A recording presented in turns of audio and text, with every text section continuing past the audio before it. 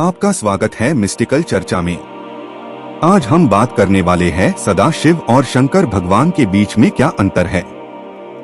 हाँ, सही सुना आपने, दोनों अलग अलग है। कृपया इस वीडियो को पूरा देखें और चैनल को सब्सक्राइब करके मुझे सपोर्ट करें। चलिए शुरू करते हैं मिस्टिकल चर्चा।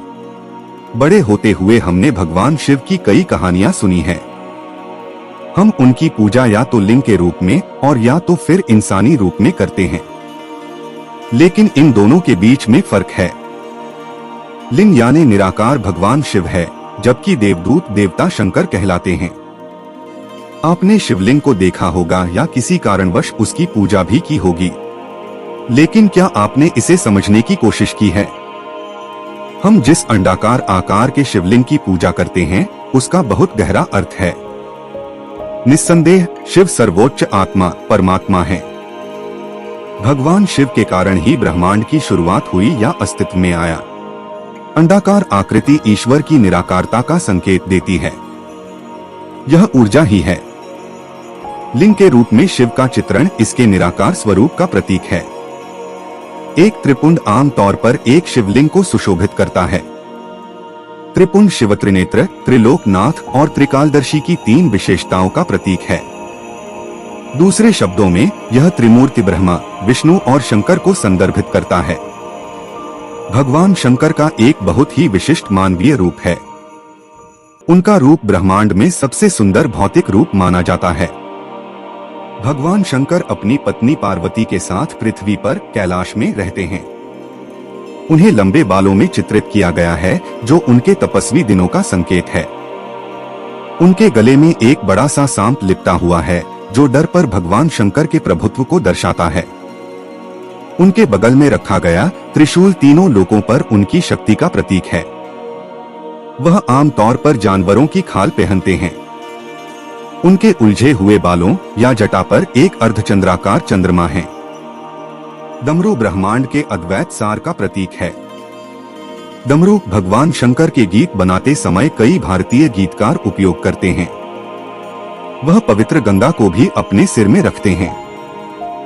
दुनिया को बचाने के लिए उन्होंने जो जहर पिया था, उसके कारण उनका गला भी नीला है। लेकिन जो चीज सबसे अलग दिखती है, वह है उनकी तीसरी आंख, जो चिरस्थायी यानी सदा उपस्थित ज्ञान और अत्यधिक जागरूकता का प्रतीक है। भगवान शंकर न केवल ब्रह्मांड के बल्कि मानव आत्मा के सभी पापों और अशुद्धियों के संहारक है। जैसा कि हम सभी जानते हैं कि शिव संहारक हैं। लिंग पुराण के अनुसार शिवलिंग में सभी चीजों के जीवन को बनाने, नष्ट करने और फिर से बनाने की दिव्य शक्ति है। सर्वोच्च आत्मा ही कारण है कि हम सभी का अस्तित्व है। दूसरी ओर शंकर संहारक हैं। जैसा कि पहले उल्लेख किया गया है, वह न केवल पुरानी विश्व व्यवस्था को नष्ट करते हैं, बल्कि वह दुनिया की अशुद्धियों और अंधकार का नाश करने वाले भी हैं। निराकार शिव पूर्ण रूप से सर्वव्यापी हैं।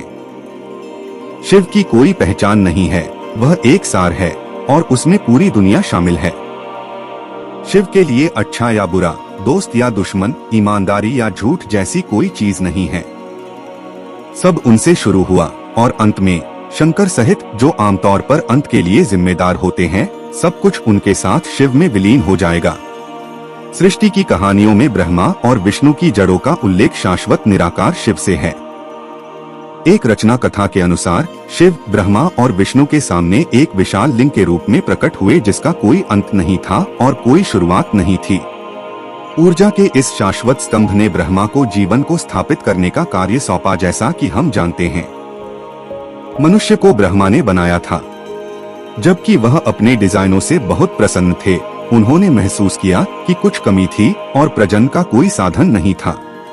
उन्होंने शिव से मदद की कामना की। शिव उनके सामने अर्धनारीश्वर के रूप में प्रकट हुए, आधे नर और आधे मादा। मोहित ब्रह्मा ने शिव से उनके रूप के पीछे का अर्थ पूछा। तभी भगवान शिव ने ब्रह्मा को समझाया कि ब्रह्मांड में स्त्री यानी शक्ति के अस्तित्व के बिना सब कुछ अधूरा रहेगा।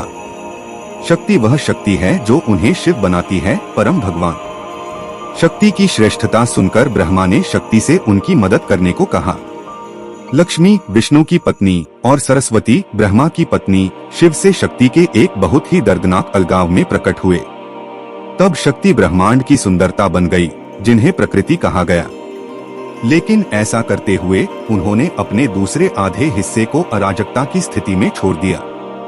ऐसा कहा जाता है कि शिव के इस शेष आधे ने दुनिया की सारी सुंदरता से आंखें मूंद ली और एक अलग योगी की तरह रहने लगे, जिन्होंने एक शरीर के आकार में शंकर का रूप लिया। जिस दिन शिव इस पृथ्वी पर अपने मानव रूप में प्रकट हुए, उस दिन को शिवरात्रि के रूप में मनाया जाता है। इन वर्षों में शिव ने शंकर का श्रृंगार करने वाले विचित्र पहलुओं को अपनाया, लेकिन जाहिर है शिव के बिना ब्रह्मांड कार्य नहीं करेगा। इसलिए सभी देवता शंकर पार्वती के मिलन पर इतना जोर देते थे। सौभाग्य से उन्होंने शिवरात्रि पर शादी करने का फैसला किया, उसी दिन जिस दिन यह सब शुरू हुआ। तो इस तरह से शंकर और पार्वती का प्राकट्य हुआ और ये सब सदा शिव से ही निकला है। लेकिन सब एक ही शिव के रूप है। शिव ही परब्रह्म है। उम्मीद करता हूँ आपको ये जानकारी अच्छी लगी होगी। कृपया चैनल को सब्सक्राइब करें और देखते रहिए मिस्टिकल चर्चा। हर हर महादेव, शिव शंकर शंभु।